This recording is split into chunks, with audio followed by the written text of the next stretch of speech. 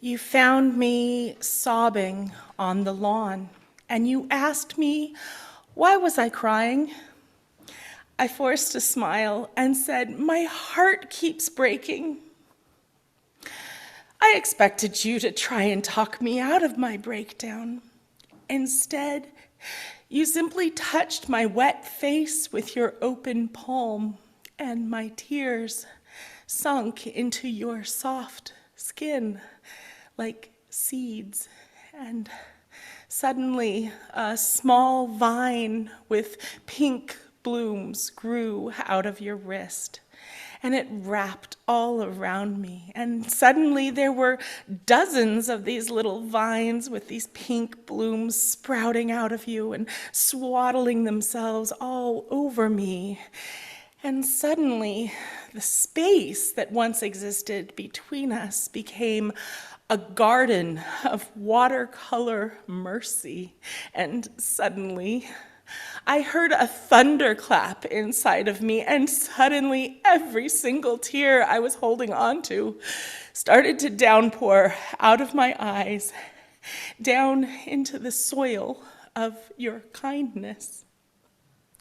And suddenly, you began to glow like a blazing sun, and the garden we were growing became thick and wild. Suddenly, I could only smell the flowering fragrance of peace that to me smelled just like lilacs, though I'm told it smells differently for everyone.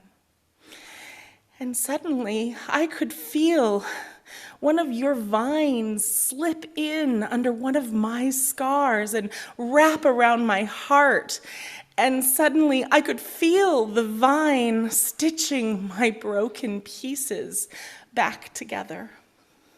And suddenly the other vines lifted us both up off the ground and up into the late August sky, and suddenly we became tangled up together in the sky jungle paradise of connection that can only exist between two trembling humans.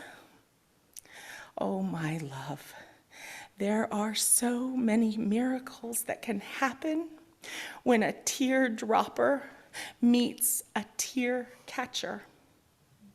It causes a chemical reaction that makes every other element to gawk and gather.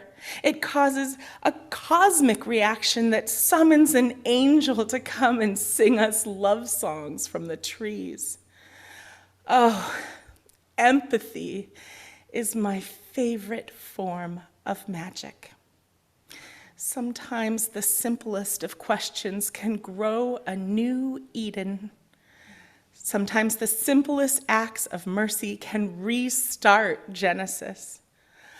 Oh, my love, thank you for asking what was wrong.